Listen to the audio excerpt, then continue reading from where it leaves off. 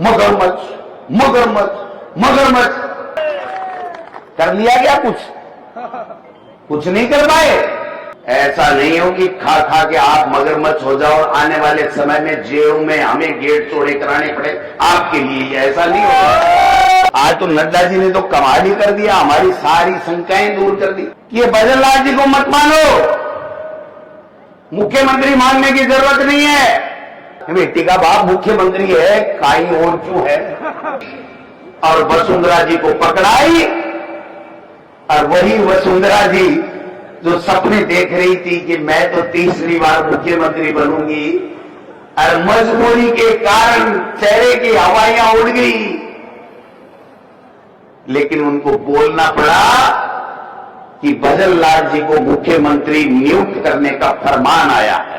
जब भजन लाल जी का नाम बोला गया तो एक भी एमएलए ने ताली नहीं बजाई, भारतीय जनता पार्टी के एमएलए ने। उसके बाद में राजनाथ सिंह को कहना पड़ा कि भाई ये सपना नहीं है, ये केंद्र का पपेट यही बैठेगा राजस्थान में। और वो पपेट बैठा करके चले गए। आज पूरे राजस्थान में क्या हो रहा है? किरोड़ी जी का मुंह बंद कर दिया। न ईडी से डरते हैं, न इनकम टैक्स से डरते हैं, और किसी से नहीं डरते हैं। बीजेपी के मंत्रियों से ज्यादा तो टीकाराम जूली, गोविंद डोटासरा की चलती है। पता लगा लेना कभी भी। ये जूली साहब बैठे हैं ना, इन्होंने राजस्थान की विधानसभा में मंत्रियों की ऐसी रबड़ी बढ़ा दी, एक सवाल का जवाब नहीं दे सके। वो मेमना करता है, मैं करने लगे। मुख्यमंत्री आया, एक दिन भाषण दिया, मैं तो आश्चर्यचकित रह गया। मुख्यमंत्री मेरे से इतना प्रेम करता है, मुझे खुद को ही पता नहीं था।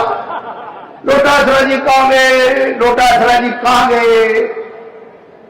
डोटासरा जी वो गमछा कहां गया?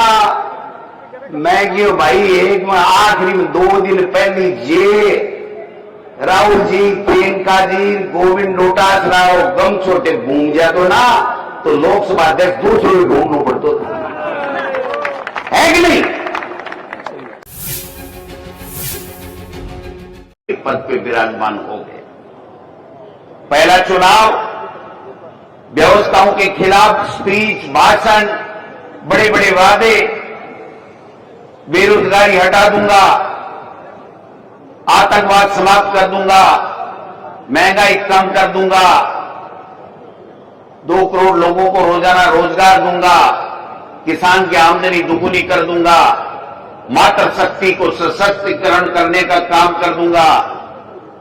और उसमें एक वादा यह भी था कि हमारी विदेश नीति को मजबूत बनाने का काम करेंगे, आर्थिक नीति को ठीक करने का काम करेंगे, और पाकिस्तान को लाल आंख दिखाने का काम करेंगे। ये देश के प्रधानमंत्री ने हमसे वादा किया, इस देश से वादा किया। मैं पूछना चाहता हूं देश के प्रधानमंत्री जी को कि आप जो 10 वादे, 20 वादे, 25 वादे, जितने आपने प्रमुख वादे जो मैंने 10-5 गिनाए, आपने एक वादा पूरा किया हो तो बता दीजिए। आज महंगाई देश में किस कदर हावी है आप और हम सब जानते हैं। पेट्रोल डीजल का क्या भाव है। इस देश का प्रधानमंत्री अगर अपने श्रीमुख से ये कहे कि 2023 में दिसंबर में अगर राजस्थान में मेरी सरकार बनती है तो ये डबल इंजन की सरकार हरियाणा के बराबर पेट्रोल का भाव कर देगी। कहा था नहीं कहा? आप बताओ, हो गया क्या? 10-11 रुपए आज भी हरियाणा और हमारे पेट्रोल के भाव में। जिस देश के प्रधानमंत्री ने अपने 2 बार भाषण में, अजमेर में और जयपुर में, ईआरसीपी राष्ट्रीय परियोजना घोषित कर दूंगा, और ईआरसीपी जो वसुंधरा जी ने बनाई वो ईआरसीपी लागू करूंगा, और जब राष्ट्रीय परियोजना होगी तो 90% पैसा केंद्र की सरकार का मिलेगा। मैं पूछना चाहता हूं मोदी जी, आपके इस ईआरसीपी के वादे का क्या हुआ? दोनों वादे बहुत महत्वपूर्ण थे। किसान की आमदनी दोगुनी करने की बात की। जब पहली बार देश के प्रधानमंत्री मोदी जी बने तो उन्होंने सर्वसम्मति से लोकसभा और राज्यसभा में पारित कानून, भूमि अधिग्रहण का कानून को परिवर्तित कर बड़े बड़े उद्योगपति क्षेत्रों को जमीन देने के लिए परिवर्तन करने का षड्यंत्र रचा। देश का किसान उठ खड़ा हुआ। राहुल गांधी जी के नेतृत्व में, आपको पता होगा, दिल्ली में रैली हुई और वो कानून परिवर्तित नहीं हुआ। जब दोबारा देश के प्रधानमंत्री मोदी जी बने तो 3 काले कानून, जिन कानूनों की किसी किसान ने कभी भी कोई मांग नहीं की, किसी लोकसभा में किसी एक भी सांसद ने मांग नहीं की, राज्यसभा में किसी राज्यसभा के सदस्य ने मांग नहीं की, देश के किसी भी स्टेट में किसी विधानसभा ने प्रस्ताव पारित करके मांग नहीं की। बड़े बड़े उद्योगपतियों को खेती और किसान की उपज के ऊपर कब्जा कराने के लिए 3 काले कानून लेकर के आए। 15 महीने तक किसान खून के आंसू रोते रहे। मोदी जी ने तनिक भी परवाह नहीं की, कांटे बिछा दिए, दिल्ली नहीं जाने दिया। आतंकवादी, चोर, लुटेरे, पता नहीं क्या क्या उपमाएं दी, भ्रष्टाचारी, शराबी। ये देश के प्रधानमंत्री को शोभा देता है? देश के प्रधानमंत्री 15 महीने तक खून के आंसू किसानों को रुलाते रहे। सरकारें जब बनती हैं तो जनता बनाती है, और जनता क्या चाहती है वो देश का प्रधानमंत्री हो चाहे किसी भी राज्य का मुख्यमंत्री हो, उसको वो काम करना पड़ता है। और अब की बात तो हद ही हो गई कि हम संविधान बदलेंगे। और संविधान में क्या है? संविधान में जो वो बदलना चाहते हैं, जो आरएसएस की सोच है, और मोहन भागवत जी बार बार कहते हैं कि आरक्षण खत्म होना चाहिए, एससी, एसटी और ओबीसी का आरक्षण खत्म होना चाहिए। और जब राहुल गांधी जी ने कहा आप तो आरक्षण खत्म करना चाहते हो मोदी जी, हम जातिगत जनगणना करवाएंगे, एससी, एसटी का आरक्षण उसकी जनसंख्या के अनुपात में बढ़ाने का काम करेंगे, और ओबीसी को भी उसकी जनसंख्या के मुताबिक उसकी सत्ता में भागीदारी निश्चित करेंगे। वो देश का प्रधानमंत्री स्वर्गीय राजीव गांधी जी था जो पंचायती राज और नगर निकाय में आरक्षण देकर के इस दुनिया से चला गया। लेकिन आज भी हमारी माताएं बहनें, 33% ओबीसी के लोग आज महापौर बनते हैं, आज पंचायती राज में प्रधान बनते हैं, नगर निकाय में चेयरमैन बनते हैं। ये किसकी देन है मोदी जी? अरे आपने तो जुमला फेंका, दोनों लोकसभा और राज्यसभा में कानून पारित कराया कि हम 33% महिलाओं को आरक्षण देंगे।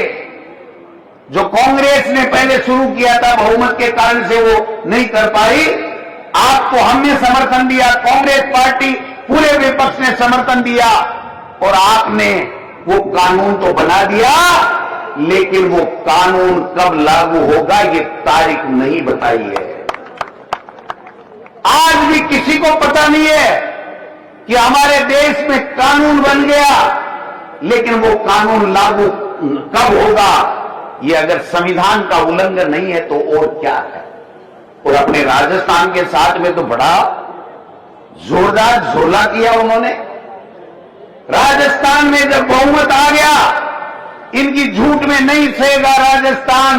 पेपर लीक, अपराध, झूठे वादे, उनके बहकाव में जब जनता आ गई और जनता ने बहुमत दे दिया, और हमारे संविधान में लिखा हुआ है कि अगर किसी भी देश में, किसी भी राज्य में अगर बहुमत जिस दल का होता है उस दल की बैठक होती है, और उस दल में उसका नेता का चयन होता है, और वो नेता को जो चयन होता है वो राष्ट्रपति या राज्य में सरकार बनती है तो वो राज्यपाल को जाकर के कहता है कि मेरे दल ने मुझे नेता चुना है और मेरा बहुमत है, इसलिए आप मुझे शपथ दिलाइए, मैं इस प्रदेश का मुख्यमंत्री बनना चाहता हूं।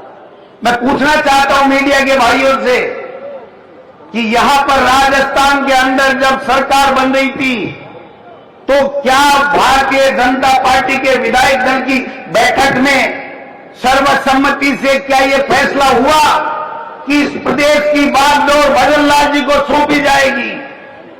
क्या देश के प्रधानमंत्री ने, भारतीय जनता पार्टी ने कभी किसी मीटिंग में राजस्थान में चुनाव में ये कहा कि भजन लाल जी के नेतृत्व में यहां पर भारतीय जनता पार्टी की सरकार बहुमत आने पे बनेगी? नहीं। एक पर्ची आई, खुल जा सिम सिम, अली बाबा चाली चोर। वो अली बाबा चाली चोरी है ना पिक्चर, और उसमें हुआ खुल जा सिम सिम, और वो कोड बोलते ही वो दरवाजा खुल गया और चोरी करने के लिए चोर घुस गए। उसी प्रकार से राजनाथ सिंह जी ने खुल जा सिम सिम की एक खुल जा पर्ची और वसुंधरा जी को पकड़ाई, और वही वसुंधरा जी जो सपने देख रही थी कि मैं तो तीसरी बार मुख्यमंत्री बनूंगी, और मजबूरी के कारण चेहरे की हवाइयां उड़ गई, लेकिन उनको बोलना पड़ा कि भजन लाल जी को मुख्यमंत्री नियुक्त करने का फरमान आया है। मैं आपको दावे के साथ कहता हूं, मीडिया के बंधु इस बात के साक्षी हैं, जब भजन लाल जी का नाम बोला गया तो एक भी एमएलए ने ताली नहीं बजाई भारतीय जनता पार्टी के एमएलए ने। अब हम तो कहां से बजाते, अंदर थे ही नहीं, तो कांग्रेस वाले क्यों बजाते? हम तो सदमे में थे, भाई राज चला गया, इतना अच्छा काम किया लेकिन फिर भी राज चला गया।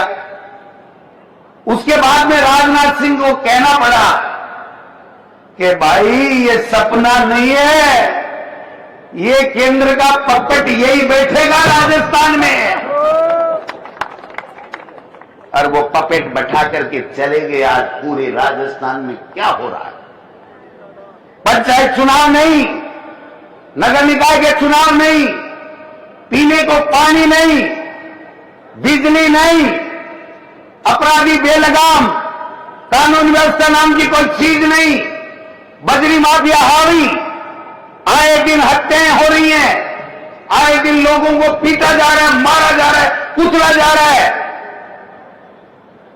कोई सुनने वाला नहीं है प्रदेश में। भाई साहब तो 3 टाइम लेवर राशन, और मस्त क्या तमाशा हो गया। हेलीकॉप्टर लिया, बर्मा को निकल गए, अपने आप को भागीरथ कहलवा रहे हैं, नाम चेंज कर रहे हैं, राम सेतु जल योजना, पता नहीं क्या क्या, नर्मदा योजना। मैं पूछना चाहता हूं मुख्यमंत्री जी, आपका 1.5 साल में एक काम बता दो जिससे बेरोजगारी दूर हुई हो, जिससे महंगाई कम हुई हो, जिससे नौजवानों को कोई नई आस जगी हो, जिससे हमारी मातृशक्ति मजबूत हुई हो, जिससे अपराधियों में भय हुआ हो। आपके कहने से आपके मंत्रिमंडल में जो समीक्षा बैठक होती है विभागों की, उस विभाग का मंत्री नहीं आता। आपकी बैठक में ब्यूरोक्रेसी के साथ में जब बैठक मुख्यमंत्री जी करते हैं तो उनका सीएस उनकी बैठक में नहीं आता, और जब सर्वदलीय बैठक बुलाई जाती है तो मुख्यमंत्री जी अपने प्रदेश अध्यक्ष को नहीं बुलाते। क्या तमाशा लगा रखा है? आज तो हद ही हो गई, 2 दिन से सुन रहे हो। किरोड़ी लाल जी, मैं धन्यवाद दूंगा किरोड़ी लाल जी को, थोड़ा दब तो गए लेकिन फिर भी कभी कभी खोटा कर देते हैं। उन्होंने कहा 8 करोड़ की बिशनपुर में बजरी चोरी हो रही है प्रतिदिन, और उसका इशारा चोरी करने वालों में कोटा की तरफ अंगुली करके बताते। कर लिया क्या? कुछ नहीं कर पाए, किरोड़ी जी का मुंह बंद कर दिया। अब साथ गणेश जी को धोखोगे नहीं तो गणेश जी तो अपना असर दिखाएगा। अब उनको मंत्री तो फाड़ छाड़ के पांव कहीं, हाथ कहीं, सिर कहीं, मुंडी कहीं, पता नहीं क्या कर दिया। वो कह रहे हैं 12 महीने तो कहते रहे मेरे विभाग ही समझ में नहीं आ रहा मुझे दिया क्या। पूरे सत्र में अगर कोई कैबिनेट मंत्री एक दिन विधानसभा में नहीं जाए और उसकी बजट की मांगे उसकी पारित की जा रही हो, ऐसा हमने तो राजस्थान, हिंदुस्तान में कहीं प्रजातंत्र में नहीं देखा। ये संविधान का उल्लंघन नहीं है तो क्या है। कल परसों कह रहे हैं खाट नकली, तो भाई साहब अब माने गाड़ी गाड़ी ठाकुर भी तो जिम्मेदारी बनाए है। गोविंद डोटासरा को, अशोक गहलोत को, कांग्रेस पार्टी को, सबको गाड़ी निकाल निकाल के टॉन्सिल हो गए इनके। टॉन्सिल समझते हो ना, टॉन्सिल हो गए। क्या कर लिया, मगरमच्छ मगरमच्छ मगरमच्छ। मैंने विधानसभा में जूली साहब के सामने कहा था, मैंने कहा मुख्यमंत्री जी आप मगरमच्छ मगरमच्छ करते रहो, आप ये जो लिख लिख के दे रहे हैं भाषण तो पढ़ना बंद करो, और अगर आप में हिम्मत है तो चोरों को पकड़ो, सलाखों में दो। ऐसा नहीं हो कि खा खा के आप मगरमच्छ हो जाओ और आने वाले समय में जेल में हमें गेट चौड़े कराने पड़े आपके लिए, ऐसा नहीं होगा। तब जाके मगरमच्छ का पन्ना बंद किया है। क्या तमाशा बना रखा है। परिसीमन की बात आई, पंचायत चुनाव की बात आई, 2 हारे हुए लोगों को बना दिया प्रभारी, राजेंद्र सिंह जी राठौर साहब और अरुण चतुर्वेदी। इस पंचायत को तोड़ दो, इसको तोड़ दो, नगर पालिका को तोड़ दो, शहर बड़ा कर दो, शहर छोटा कर दो। राजस्थान की विधानसभा में जिसके हस्ताक्षर होते नहीं है और ब्यूरोक्रेसी को और सीएमओ में लिख लिख कर भेज रहे, इस पंचायत का कुंडा कर दो, इस पंचायत को लंबा कर दो, इसको ओछा कर दो। शर्म आनी चाहिए। यही तो संविधान का उल्लंघन है। 73वें और 74वें संविधान संशोधन में साफ लिखा हुआ है कि 5 साल के अंदर आपको परिसीमन कर लो, चाहे कुछ भी कर लो, 5 साल के अंदर अंदर दोबारा 5 साल होते ही दोबारा आपको नगर निकाय और पंचायती राज की संस्थाएं के चुनाव कराने अनिवार्य होंगे। केवल कोरोना में नहीं हुआ तो सुप्रीम कोर्ट ने अनुमति दी। ये तो कोर्ट की भी नहीं मान रहे। सुप्रीम कोर्ट का फैसला है कि आप परिसीमन के नाम से चुनाव नहीं टाल सकते। अभी राखी जी कह रही थी हमारे कांग्रेस के वार्डों को बड़ा कर रहे हैं, अपने में छेड़छाड़ नहीं कर रहे हैं, ये नहीं कर रहे हैं, वो नहीं कर रहे हैं। मैं कहना चाहता हूं यही तो हमारे संविधान बचाओ रैली का मेन मकसद है कि इनके काले कारनामों को उजागर करो, जनता में जाओ, जनता को कहो कि इनको पटकनी देने का समय आ गया है, बहुत दिन हो गए। कल परसों एक ओबीसी आयोग राजनीतिक वो क्या देने के लिए पंचायती राज और नगर निकाय ने जब तक ये ओबीसी का सर्वे नहीं करा लेते तब तक ये आरक्षण नहीं दे सकते। ये 1.5 साल से मुख्यमंत्री जी वो फाइल लिए बैठे हैं। कल परसों जाकर के 2-3 बीजेपी के लोगों का, एक कोई न्यायाधीश जिला डिस्ट्रिक्ट जज से सेवानिवृत्त है उसको बनाया। अब कर देंगे 2 महीने के अंदर, 1 महीने के अंदर पूरी ओबीसी की गणना कर देंगे। और अगर आप ओबीसी की गणना 2 महीने में कर दोगे तो फिर देश के प्रधानमंत्री मोदी जी 2 साल से राहुल गांधी और कांग्रेस की मांग को क्यों नहीं मान रहे थे, और आप जनगणना क्यों नहीं करवा रहे हो? जातिगत जनगणना आपको क्यों करवानी पड़ी? वो राहुल गांधी है, शेर है, बब्बर शेर।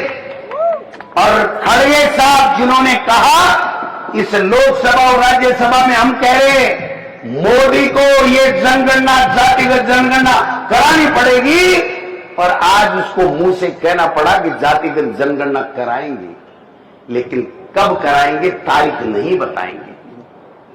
अभी जूली साहब सही कह रहे थे, देश का प्रधानमंत्री इतना कमजोर हो सकता है, हमने सपने में भी नहीं सोचा था। अमेरिका का राष्ट्रपति 10 बार कह चुका है, मैंने सीज फायर कराया, कश्मीर समझौता मैं कराऊंगा, मैं मध्यस्थता करूंगा, मैंने व्यापार की धमकी देकर के कराया। देश का प्रधानमंत्री राष्ट्र के नाम संबोधन में एक शब्द नहीं बोलता। देश का प्रधानमंत्री चुनावी रैलियों में फालतू की बातें करता घूमता रहता है। हमने ऐसा कर दिया, आपने नहीं किया। ये सेना का पराक्रम और शौर्य है जिसके कारण से आपकी नाक बच गई, वरना ये ट्रंप आपकी नाक काट लेता। क्या तमाशा लगा रखा आपने? आपसे एक शब्द नहीं बोला जाता कि ट्रंप होते कौन हो तुम हमारी पंचायती करने वाले, दोबारा हिम्मत मत करना। अरे ये वही नरेंद्र मोदी है, देश का प्रधानमंत्री, जिसने इंडिया न्यूज या कौन से टीवी चैनल पे आपकी अदालत में बैठ करके कहा था ये लव लेटर लिखना बंद करो, ओबामा ओबामा कहना बंद करो और पाकिस्तान पे चढ़ाई कर दो और उनको उनकी औकात बता दो। अब कहां गए आप औकात बताने वाले? आपकी औकात तो ट्रंप को बता रहा है, शर्म आ रही है हमको। और फिर कहते हैं कि संविधान को क्या खतरा है? संविधान को यही खतरा है कि आपने किसी राज्यों में किसी नेता को काम करने के लिए जिम्मेदारी नहीं दी, जो बिल्कुल अंगूठा लगाए कि दिन को दिन कह दे, रात को रात कह दे, चाहे वो दिन हो, लेकिन अगर दिल्ली से पर्ची आ जाएगी ये रात है तो भजनलाल जी बोलने का रात है, मोदी जी की पर्ची आएगी। आज तो नड्डा जी ने तो कमाल ही कर दिया, हमारी सारी शंकाएं दूर कर दी। हमको ये लग रहा था कि हम कहते तो हैं लेकिन ऐसे ही है, मुख्यमंत्री तो मुख्यमंत्री होता है, लेकिन उन्होंने आज बहुत साफ और स्पष्ट कह दिया कि ये भजनलाल जी को मत मानो, मुख्यमंत्री मानने की जरूरत नहीं है, इसको तो यूं ही बैठा दिया। हमारी विचारधारा यहां पर राजस्थान में सरकार चला रही है। विचारधारा का मतलब या तो यह है कि देश के प्रधानमंत्री और दिल्ली से जो पर्ची आती है वो काम इस प्रदेश के मुखिया को, सरकार को करना पड़ता है, और या जो राजस्थान में भारतीय भवन से आरएसएस की पर्ची आती है वो इनकी असली विचारधारा है, इस बीजेपी की जननी है। उस विचारधारा से आप प्रदेश चलाना चाहते हो, भाई को भाई से लड़ाना चाहते हो, नफरत फैलाना चाहते हो, ये नहीं चलने देंगे। ये जूली साहब बैठे हैं ना, इन्होंने राजस्थान की विधानसभा में मंत्रियों की ऐसी रबड़ी बढ़ा दी, एक सवाल का जवाब नहीं दे सके। वो मेमना करता है मैं करने लगे। मुख्यमंत्री आया, एक दिन भाषण दिया, मैं तो आश्चर्यचकित रह गया। मुख्यमंत्री मेरे से इतना प्रेम करता है, मुझे खुद को ही पता नहीं था। डोटासरा जी कहां गए, डोटासरा जी कहां गए, डोटासरा जी वो गमछा कहां गया। मैं क्यों भाई, एक में आखिरी में 2 दिन पहले ये राहुल जी, प्रियंका जी, गोविंद डोटासरा गम छोटे घूम जा तो ना, तो लोकसभा अध्यक्ष दूसरे में घूमना पड़ता था, है कि नहीं? तो डोटासरा जी इतो याद ही लिए करे भाई जी, क्या का मोड़ना ढीला कर रखा, इनको ऐसा कर रखा है, एक काम ढंग से नहीं कर सकते। एक मंत्री की औकात नहीं है कि वो एक काम अधिकारियों से, अपने विभाग के अधिकारियों से करा ले। एक एमएलए की हिम्मत नहीं है कि वो जाकर के मुख्यमंत्री से कोई काम करा ले। मुख्यमंत्री के पास जाते हैं तो कहते चाय पियो, सुना है मैंने, तो मैं नहीं गया। लस्सी पी लो, चाय पी लो, रबड़ी खा लो, रसमलाई खा लो, दही बड़ा खा लो। बेटी का बाप मुख्यमंत्री है, काई और क्यों है। इतो सामान्य क्या टराक है। जनता ने आपको मुख्यमंत्री इसलिए बनाया जनता के काम करो, काम नहीं हो रहे। 1 जनवरी को आईपीएस आईएएस का प्रमोशन हुआ था, कर दिया गया ट्रांसफर। एक भी बता दो, जिम्मू पातल करूं आप आई पर्ची उड़ी के पहले। और मैं आपको कह के जा रहा हूं, कोटा में ज्यादा समय हो गया, लंबी बात नहीं करूंगा, आखिरी में 1 मिनट लूंगा। मैं लिख के दे रहा हूं, जल्दी से जल्दी इस राजस्थान में पर्चियां बदलेंगी, पर्चियां बदलेंगी, पर्चियां बदलेंगी। मैं पूछ रहा था कि मान लो भाई लो आईजी साहब बैठे ही है, गए हो मेरे से जूली साहब से, एमएलए साहबान से बहुत प्रेम करता है बेचारा। रो धो के 10 बजे 10:30 बजे एक एफआईआर लॉन्च कराई, और हुआ क्या? ये हुआ क्या? ये जब हमारे पास फोन आया कि साहब हम मिलना चाहते हैं, सीआईडी सीबी से है, मैंने कहा गोविंद डोटासरा और टीकाराम जूली तो तुम्हारे दरवाजे पे आ रहे हैं, तुम्हारे में हिम्मत है, अगर हमने कोई जुर्म किया है तो गिरफ्तार करके बताओ, नानी याद आ जाएगी, नानी याद आ जाएगी। ये राजस्थान है भाई साहब, ये गुजरात नहीं है जो थोते भाषण दे दे करके जनता को डरा के, ईडी इनकम टैक्स सीबीआई से डरा करके आप कुशासन की पराकाष्ठा पार कर रहे हो। ये राजस्थान है, यहां के हम राहुल गांधी के बब्बर शेर हैं, न ईडी से डरते हैं, न इनकम टैक्स से डरते हैं, और किसी से नहीं डरते हैं। और अब तो हमारे पास में पहला गुंजल जैसा योद्धा भी आ गया जो ललकारने की हिम्मत रखता है। ये कोटा है, मैं कोटा के लोगों को सैल्यूट करता हूं, प्रणाम करता हूं। आपने वो जलवा दिखा दिया, और आज की ये मीटिंग, आज की ये रैली, आज की ये सभा इस राजस्थान सरकार के पसीने ला देगी, पसीने ला देगी, ये मैं कहना चाहता हूं।